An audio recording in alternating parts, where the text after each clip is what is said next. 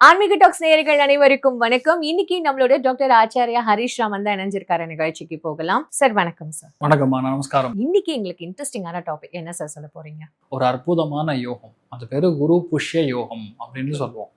அந்த குரு புஷ்ய யோகம் அப்படிங்கிறது அந்த நம்ம உச்சம் பெறக்கூடிய குரு புஷ்ய நட்சத்திரம் அப்படின்னு நம்ம சொல்லுவோம் வடமொழியில. ஆனால் அது பூச நட்சத்திரம்னு நம்ம தமிழ்ல சொல்லுவோம்.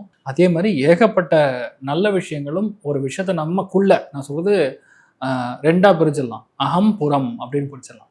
அகத்தை மேல்படுத்தக்கூடிய அற்புதமான டைமிங் இந்த 60 நாட்கள்.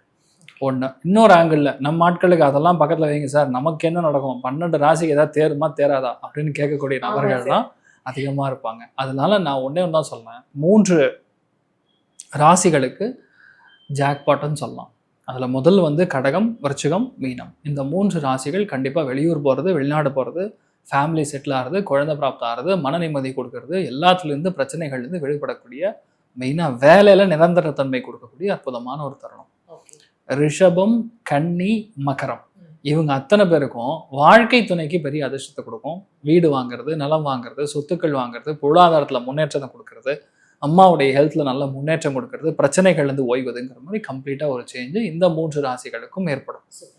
மிதுனம், துலாம், கும்பம், இவங்களுக்கு பணம் எங்கிறது வரும்னு தெரியாது, பஞ்சா பறந்துட்டு வரும். தன குடும்ப வாக்குஸ்தானத்தில் இந்த மாதிரி காம்பினேஷன் குரு புஷ்ய யோகம் ஏற்படுது அப்படின்னா, நின்று போன பணம், வராத ஃபேமிலி, விட்டு போன ஹஸ்பண்டு, விட்டு போன ஒய்ஃபு, இந்த மாதிரி இவங்கெல்லாம் ஒன்று சேரக்கூடிய ஒரு பிராப்தம் அப்படிங்கிறது வரும். 6ஆம் இடம் 10ஆம் இடம் ஆக்டிவாக இருக்கனால அடுத்த 2 மாதம் வேலையில் நீங்கள் தான் நம்பர் 1, நீங்கள் தான் ராஜா, நீங்கள் தான் ராணி. அது மிதுனம், துலாம், கும்பத்துக்கு ஏற்படக்கூடிய வாய்ப்புகள் மிக மிக அதிகம். 12 ராசிகளுக்கும் குரு புஷ்ய யோகம் தரும் 6 அற்புத பலன்கள் என்னன்றத பார்க்கலாமா சார்? மீன ராசிக்கு குரு புஷ்ய யோகம் தரும் 6 அற்புத பலன்கள் சொல்லுங்க சார். கிளாஸாக இருக்குன்னு சொல்லலாம். மீனத்தை பொறுத்த வரைக்கும் இந்த 60 நாட்களும் அற்புதமான நாட்கள். ஏன்னா ஆல்ரெடி சனி உங்களுடைய ராசி லக்னத்தில் உட்கார்ந்துருக்காரு. பஞ்சமஸ்தானத்தில் குரு புஷ்ய யோகத்தில் இந்த 60 நாட்களும் நன்மை செய்வதற்காக காத்து கொண்டிருக்கிறது. ரொம்ப நாளாக குழந்தை கல்யாணம் ஆகலை, பையனுக்கு கல்யாணம் ஆகலை, குழந்தை பிறக்கலை, வம்சாபிவிருத்தி ஏற்படலை, இது வரைக்கும் என் குலதெய்வ கோவிலுக்கு போகவே முடியல, ஒரு கோவில் கட்டணும்னு இருக்கிறேன், அது நடக்க மாட்டேங்குது, ஒரு விஷயத்துக்காக நாங்கள் ரொம்ப நாளாக கவர்மெண்ட்டுக்கிட்ட ட்ரை பண்ணுறோம், நடக்க மாட்டேங்குது, இல்லைன்னா ஒரு எக்ஸாமில் பாஸ் ஆகி அவன் ஒரு நல்ல கோர்ஸ் கிடைக்குமான்னு தெரியலன்னா அது ஒரு கேள்விக்குறியாகவே இருக்குது. இந்த மாதிரி பல கேள்விகளுக்கு பதில் ஆமாம் நடக்கும் அப்படிங்கிற உறுதித்தன்மை இந்த ஒரு 60 நாட்கள்ல உங்களுக்கு நடக்கும். ஏன்னா குரு புஷ்ய யோகம் பஞ்சமஸ்தானத்தில் உட்கார போது அந்த குரு பாக்கியமா மீனத்தை பார்த்துட்டு இருக்கான். அது குரு சனியாக கன்வெர்ட் பண்ணி அந்த சனி உங்க ராசி லக்னத்துல உட்கார்ந்துருக்கிறது அதிர்ஷ்டத்தை கொடுக்கறது. ரொம்ப நாளாக வெயிட் பண்ண காரியங்கள்லாம் இப்போ நடக்கும். அப்படின்னா பூர்வீக சொத்துக்கள் முடியும், பெரிய லேண்ட் இல்லை வீடு விற்று பெருசாக பணம் வரும். நிறைய பேருக்கு அயல்நாட்டுக்கு குழந்தைகளை அனுப்புவீங்க. படிக்கிறதுக்கு ரொம்ப பெரிய அளவுக்கு குழந்தைகள் நல்ல மார்க்கோட, ஃபர்ஸ்ட் மார்க்கோட ஜெயிச்சு வெளியே வரக்கூடிய ஒரு பிராப்தம் ஏற்படும். மெக்கானிக்கலாக, ப்ராக்டிக்கலாக, லாஜிக்கலாக உங்கள் குழந்தைகள் திங்க் பண்ண ஆரம்பிச்சுருவாங்க. குழந்தை பிராப்தம் இல்லைன்னு சொல்லக்கூடிய நபர்களுக்கு இந்த 60 நாட்களில் கண்டிப்பாக குழந்தை உற்பத்தி ஆகும். குழந்தை ஆகவும் கன்ஃபார்மாக நீங்கள் ப்ரெக்னென்ட் ஆகிருக்கீங்கன்னு சொல்லி அந்த கார்டில் தெரிய வரும். இல்லைன்னா அதுக்கான டெஸ்ட் எடுத்திங்கன்னா அது தெரியக்கூடிய வாய்ப்புகள் மிக அதிகம். தன பிராப்தம் அதிகரிக்கிறது. பஞ்சமஸ்தானம் ரொம்ப பெரிய அளவுக்கு சிறப்பாக வேலை செய்கிறது. ஒரு பெரிய கோவிலுக்கு கும்பாபிஷேகம் செய்வது, பெரிய ஹோமங்கள்ல நீங்கள் போய் உட்காருவது, உங்கள் குழந்தைகளை செட்டில் பண்ணி வைக்கிறதுங்கிற மாதிரி மாஸ்டர் பீஸாக இருக்குது. இந்த குரு புஷ்ய யோகம் இந்த மீனராசி நண்பர்களுக்கு தங்கத்தை கொடுக்கும். என்ன தானம் பண்ணலாம், எந்த இடத்துல பெரிய பெரிய கோவில்கள் கட்டுறாங்களோ, எந்த இடத்துல வேத பாடசாலைகள் இருக்கிறதோ அந்த இடத்துல குழந்தைகளுக்கு சாப்பாட்டுக்கு உடை தானம், வஸ்திர தானம். சந்திரன் அப்படின்னா நூல்னு சொல்லுவோம், காட்டன்னு சொல்லுவோம். அப்போ உடம்புல போத்திக்கக்கூடிய வஸ்திரங்கள், வேஷ்டி, அங்க வஸ்திரம், இதெல்லாம் குழந்தைகளுக்கு வாங்கி கொடுக்குறோம், இல்லை அன்னதானத்துக்கான பைசாவை கொடுக்குறோம் அப்படின்னா கண்டிப்பாக பெரிய மாற்றத்தை கொடுக்கும். சந்திரன் முழு ஸ்ட்ராங்காக இருக்கக்கூடிய ஒரு ஸ்தானம் சொல்றது காவேரி நதி தீரம். அதனால ஸ்ரீரங்கத்தில் இருக்கக்கூடிய திரைவித்யா குருகுலம்னு சொல்லி ஓடிட்டு இருக்கு. பாவத் சங்கல்பம் இப்போ சுதாமங்கலெல்லாம் பண்ணுறாங்க. அங்கே நீங்கள் அன்னதானம் செய்யும்போது பெரிய ஏற்றத்தை கண்டிப்பாக கொடுக்கும். அங்கே மட்டும் இல்லை, வேற எங்கே பண்ணாலும் சரி. கோயம்புத்தூர் RS புரத்தில் இருக்குது, இங்கே தாம்பரத்தில் வேத பாடசாலைகள் இருக்குது, ஏகப்பட்ட பாடசாலைகள் இருக்குது. குரு உச்சம் பெறும்போது நீங்கள் நார்மலான எஜுகேஷனோட வேதத்துக்கு தான் நம்ம அதிக முக்கியத்துவம் கொடுக்கணும். அதனால் அதுக்கு நீங்கள் தான தர்மங்கள் பண்ணுங்கள், கண்டிப்பாக நல்லா இருப்பீங்க. மீனத்துக்கு கடன் தீரக்கூடிய பொற்காலம். ஒரே மேட்ரு, கடன் கண்டிப்பாக தீரும், அதில் டவுட்டே கிடையாது. பஞ்சமஸ்தானத்தில் குரு புஷ்ய யோகமாக இருக்கிறதுனால ரொம்ப நாள் வெயிட் பண்ணிருக்கிற பணம்லாம் இப்போ வரும். ஃபார் எக்ஸாம்பிள் ஒரு வீடு வைக்கிறோம், பணம் வரணும்ல, வரும். அதை எடுத்து புது முதலீடு போட்டு வீடு கட்டுவாங்க. சில பேர் கார் வாங்குவாங்க. புது புது முதலீடுகள், வீட்டில் நல்ல காரியங்கள், கிரகப்பிரவேசங்கள், சஷ்டியுப்த பூர்த்தி, பீமநாட்ட சாந்தி, இந்த மாதிரி நிறைய விஷயங்கள் வீட்டில் நடக்கும் பெரியவங்களுக்கெல்லாம். அதனால மீனத்தை பொறுத்த வரைக்கும் ரொம்பவுமே அற்புதமா இருக்கு சார். அப்போ இவங்களுக்கு உடல்நிலை எப்படி சார் இருக்கும்? கண்டிப்பா என்ன குறைன்னு தெரிஞ்சிடும். ஓ இதுதான் பிரச்சனையா, ஓகே இந்த சப்ளிமெண்ட் எடுத்தா சரியா போயிடும், இது நம்ம வாக் பண்ணா சரியா போயிடும், இந்த எக்ஸசைஸ் பண்ணா சரியா போயிடும், ஓ அப்போ இந்த டாக்டரை பார்த்தா சரியா போயிடும் அப்படிங்கிற ஒரு கிளாரிட்டி கிடைக்கும். அதுக்கப்புறம் நீங்க நல்ல ஒரு சேஞ்சை கொடுக்கக்கூடிய ட்ரைனிங். இவங்க எந்த தெய்வத்தை அப்போ வழிபடணும் சார்? முதல் விஷயமா குலதெய்வத்தோடைய வழிபாடு அத்தியாவசியம். அதுல மெயினா அபிஷேகத்துக்கு கண்டிப்பா நீங்க அதுக்கு முதன்மையான ஒரு இது கொடுக்கணும். அதுல மெயினா பாத்தீங்கன்னா பால் அபிஷேகத்துல நம்ம ரொம்ப பெரிய அளவுக்கு கொடுக்கலாம். அதே மாதிரி வஸ்திர தானம் பண்ணலாம். என்ன கேட்டீங்கன்னா டேட்டா அம்பிகை வழிபாடு பெரிய அளவுக்கு ஏற்றது. மீன ராசி என்பர்களுக்கு உங்களுடைய ராசி அதிபதி 5ஆம் இடத்துல உச்சம் அடைகிறார். இந்த ஜூன் மாதத்துல இருந்து 5ஆம் இடம் உச்சம் அப்படின்றது பூர்வ புண்ணிய ஸ்தானம். இதனால இந்த மீனராசி என்பர்கள் ஒரு பெரிய ஒரு கிரேட் ரிலீஃப் அப்படின்றத அடையக்கூடிய ஒரு நேரம். எந்த மாதிரியான இடத்துல அப்படின்னு கேட்டிங்கன்னா, ஜென்ம சனி அப்படின்ற ஒரு விஷயம் இவர்களுக்கு நடந்துட்டு இருக்குது. 7.5 சனி. இந்த ஜென்ம சனின்றது ஒரு செகண்ட் ஆஃப் போர்ஷன் தான். இந்த ஜென்ம சனியில இருக்கக்கூடிய இந்த ராசி என்பர்களுக்கு அந்த ராசி அதிபதி 5ஆம் இடத்துல உச்சமடைகிறார். இதனால நீங்களே அறிந்தும் அறியாமலும் ஏதாவது ஒரு தவறு செய்திருக்கிறீங்க அப்படின்னா அதுல இருந்து வெளியில வரக்கூடிய ஒரு நேரமாக தான் இருக்கும். தெய்வ பலம் அப்படின்றது உங்களுக்கு முழுமையாக இருக்க போது. உங்களுடைய பிரார்த்தனையின் மூலமாக நிறைய மீனராசி என்பர்கள் பார்த்தீங்கன்னா ஏதாவது ஒரு பிரச்சனையிலிருந்து வெளிவரணும்னு சொல்லி அதிகப்படியாக தெய்வ பிரார்த்தனைகளை பண்ணிக்கிட்டே இருந்திருப்பாங்க. ஆனா அந்த தெய்வம் அந்த பிரார்த்தனை பண்ணும்போது இவர்களுக்கு எந்த விதமான ஒரு மாற்றத்தையும் கொடுத்துருக்காது. இந்த காலகட்டத்துல முழுமையான ஒரு மாற்றத்தை கொடுக்க போகுது. எவ்வளவோ நம்ம அந்த பிரார்த்தனைகளை செய்தாலும் அந்த தெய்வம் கல்லா இருக்கு அப்படின்னு அந்த தெய்வ நிந்தனையை கூட நம்ம செஞ்சிருப்போம். ஆனா அந்த குரு பகவானினுடைய பெயர்ச்சி அந்த தெய்வ சொரூபமாக எவ்வளவுக்கு எவ்வளவு நான் கண்ணு முன்னாடி என்னுடைய தெய்வத்தை பார்த்தேன். எனக்கு அந்த மேனேஜர் எனக்கு எகெயின்ஸ்டா செயல்பட கூடியவர் எனக்கு பாசிட்டிவா சொல்லிட்டாரு கடைசி நேரத்துல. இந்த இடத்துல தான் அந்த குரு பகவானினுடைய பெயர்ச்சி இந்த மீன ராசிக்கு அருமையாக இருக்கக்கூடிய ஒரு காலகட்டம். உங்களுடைய ராசியையே பார்க்க போறாரு. இதனால நிறைய விஷயங்கள்ல வெற்றி அப்படின்ற அமைப்பை பெறுவதற்குண்டான ஒரு நேரமாக தான் இந்த மீன ராசி என்பர்கள் பெற போறாங்க. உங்களுடைய ராசியில இருக்கக்கூடிய அந்த சனி பகவான் ஜூலை மாதம் வக்ரம் அடைகிறார். இந்த சனி பகவான் வக்ரம் அடைகிறாரு அப்படின்னாலே ஒரு 4 மாசம் பார்த்தீங்கன்னா ஒரு நிம்மதி பெருமூச்சு அடையிறதுக்கு உண்டான ஒரு நேரம். நிறைய மீனராசி என்பர்களுக்கு அவர்களுக்கு தொழில் ரீதியான சில தடைகள், அதாவது எவ்வளவோ முயற்சி பண்ணிக்கிட்டே இருக்கிறீங்க, அந்த தொழில் ப்ராஜெக்ட் ஆரம்பிக்கிற மாதிரி வந்துக்கிட்டே இருக்கும். ஆனா அது ஏதாவது ஒரு இடத்துல ஒரு தடையை கொடுத்துக்கிட்டே இருக்கும். சில இடத்துல உங்களுடைய இன்வெஸ்ட்மெண்ட் பெரிய அளவுக்கு ஒரு ஏற்றத்தை கொடுத்துருக்காது. அந்த இடத்துல நிறைய ஒரு இறக்கத்தை தான் கொடுத்துருக்கோம். நீங்க என்னைக்கு இன்வெஸ்ட் பண்ணீங்களோ அன்னையில இருந்தே பார்த்தீங்கன்னா டவுன் ஆகிக்கிட்டே வந்துட்டு இருக்கும். இந்த மாதிரியாகலாம் அந்த தொழில் ரீதியான சில விஷயங்கள்ல மீனராசி என்பர்கள் கடந்த ஒரு 6 மாதத்திற்கு மேலாக தடைகளை சந்திச்சிருப்பீங்க. இப்போ சனி வக்ரம் அடையிறது ஒரு 4 மாதம் ஒரு தொழில் ரீதியான முயற்சிகள்ல நல்ல ஒரு வளர்ச்சிகள் அப்படின்றது இருக்கும். எக்ஸ்போர்ட் சம்பந்தப்பட்ட சில தொழில்களுக்கு இந்த காலகட்டம் ஒரு அருமையான ஒரு காலகட்டம். ஏற்றுமதி பண்ணிட்டு இருக்கிறீங்க அப்படின்னா அதை இன்னும் கொஞ்சம் துரிதப்படுத்துங்க. இன்னும் சில ப்ராடக்ட்ஸை அங்க இன்ட்ரடியூஸ் பண்ணுங்க. அப்படி இருக்கும்போது அந்த இடத்துல உங்களுடைய ப்ராடக்ட் நல்ல ஒரு செட்டில் ஆகி நல்ல எக்ஸ்போர்ட்டினுடைய மதிப்பு கூடுவதற்குண்டான ஒரு நேரமாக இருக்க போது. உங்களுடைய ப்ராடக்ட்ஸுக்குன்னு தனி அங்கீகாரம் அப்படின்றது எக்ஸ்போர்ட் தொழிலில் கிடைக்கிறதுக்கு உண்டான ஒரு நேரமாக தான் இருக்கும். நீங்க விற்கக்கூடிய ஒவ்வொரு ப்ராடக்ட்டுமே பார்த்தீங்கன்னா அருமையான ஒரு வளர்ச்சியை அடைவதற்குண்டான ஒரு நேரம். இது ஒரு குறுகிய காலம் தான். இந்த சனி வக்ரம் அடைகிறாரு, ஒரு 5 மாசம் தான் இருப்பாரு. அந்த வக்ர நிவர்த்தி அடைஞ்சிட்டாரு அப்படின்னா திரும்பியும் ஏதாவது ஒரு லாக் ஆயிடும். அதனால இந்த காலகட்டம் ரொம்ப கவனமாக செயல்பட்டு அந்த உற்பத்தி சார்ந்த தொழிலையும் எக்ஸ்போர்ட் சார்ந்த தொழிலையும் மிக அதிகப்படியான வளர்ச்சியை பெறலாம்.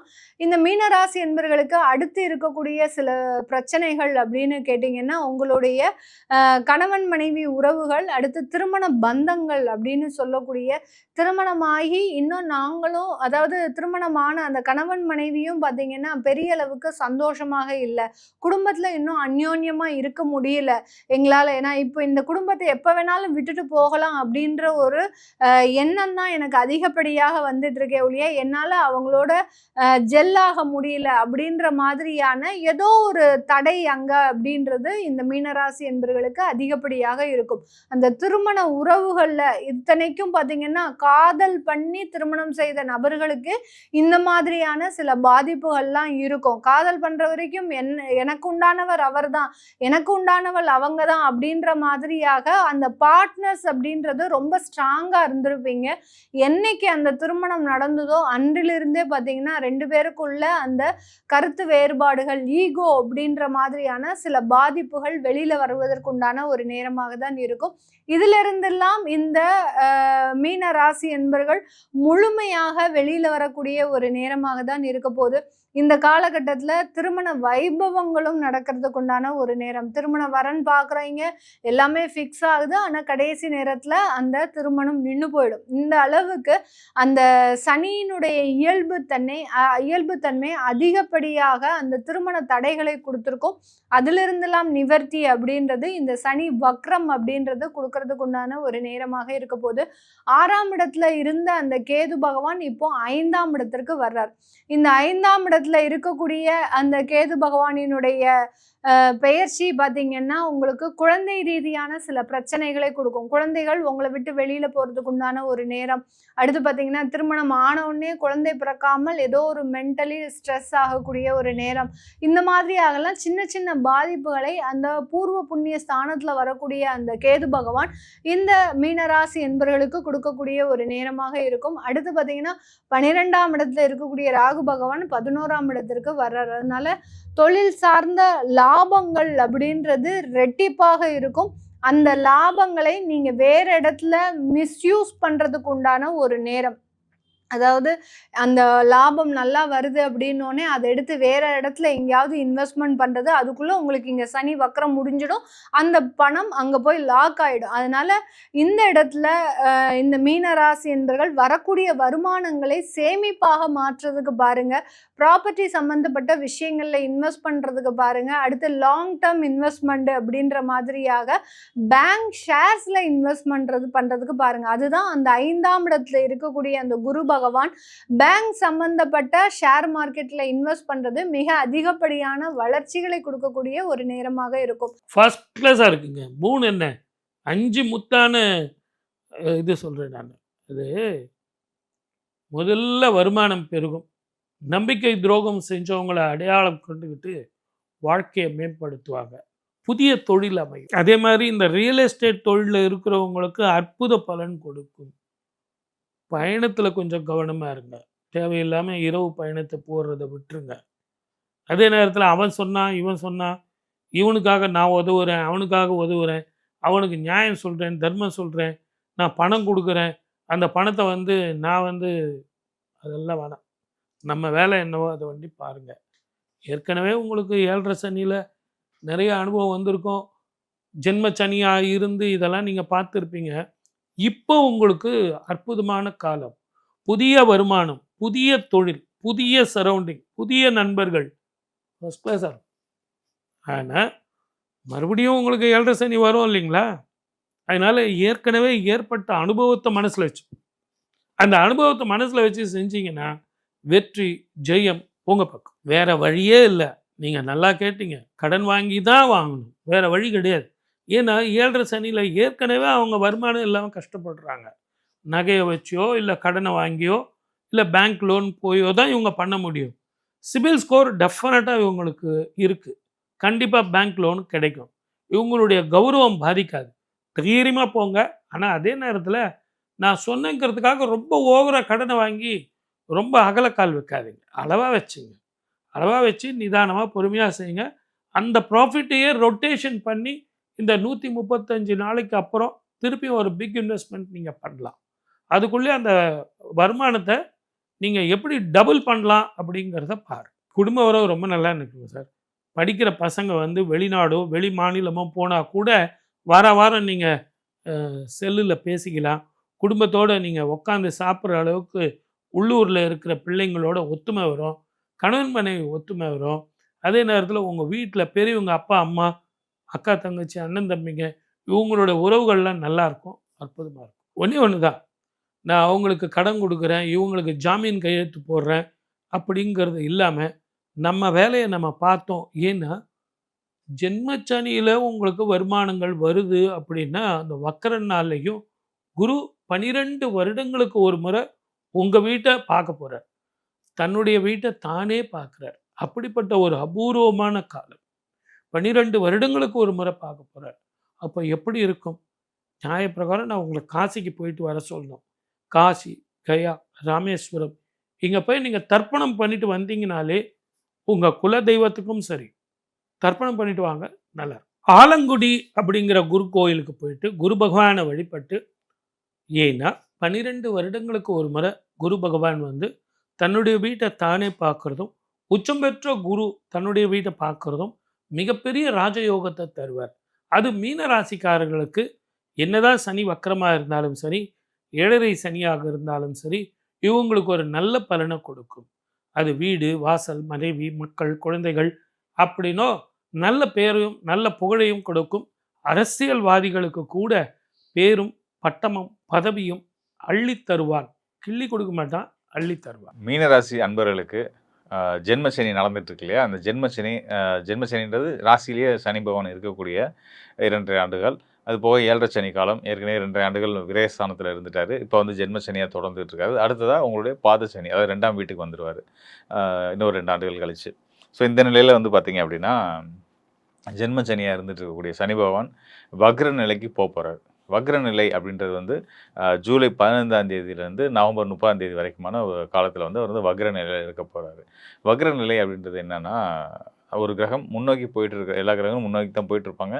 இவர் வந்து ரிவர்ஸில் வர்ற மாதிரியான ஒரு தோற்றத்தை நமக்கு ஏற்படுத்துவார். ஸோ அந்த ரிவர்ஸில் வரக்கூடிய காலம்ன்றது அந்த வக்ர பயிற்சி காலம்னு சொல்லுவோம். அதிசாரம்ன்றது ஒரு கிரகம் முன்னோக்கி போகிறது. ஸோ இதெல்லாம் வந்து இயற்கையான வானியல் நிகழ்வுகள் தான். அந்த வகையில் வந்து கிரகங்களில் வந்து இந்த மாதிரி முன்ன பின்ன போகிறது வர்றது இதெல்லாம் வந்து அப்பப்போ நடக்கக்கூடிய ஒரு இயல்பான ஒரு நிகழ்வு தான். ஸோ அதனால் வந்து இது புதுசாக ஏதோ ஒரு நடக்குது போல் அப்படின்னு பயமோ பதட்டமோ நீங்கள் எடுத்துக்க வேண்டாம். பொதுவாக இன்னொரு விஷயத்தையும் நான் சொல்லிடுறேன். மீனராசிக்காரர்கள் வந்து பார்த்தீங்க அப்படின்னா, இந்த ஜென்மசனி காலத்தில் நம்ம இருந்துகிட்ருக்கோம், நமக்கு கெட்டதே நடந்துக்கிட்டு இருக்குது அப்படின்ற எண்ணம் வச்சுருந்தீங்க அப்படின்னா, தயவுசெய்து அதை தொடச்சி தூக்கி எறிஞ்சிருங்க. காரணம் என்னென்னு கேட்டிங்கன்னா, சனி வந்து ஸ்தான அடிப்படையில் உங்களுக்கு லாபத்தை குறையாமல் அள்ளி அள்ளி கொடுக்கக்கூடியவர். காரணம் என்னென்னா, உங்கள் ராசிக்கு லாபஸ்தானத்துக்கு அதிபதி யார் அப்படின்னு கேட்டிங்கன்னா சனி பகவான் தான். ஒரு லாபஸ்தான அதிபதி ராசியிலேயே வந்து அமர்ந்துட்டார் அப்படின்னா லாபம் தானே நிச்சயமாக கிடைக்கும். அது எப்படி நம்மளோட காரிய தடைகள் ஏற்படுது, நமக்கு எப்படி சங்கடங்களை கொடுக்கும், எதுவுமே எந்த விதத்துலையும் தடைகளை எப்படி கொடுக்கும்?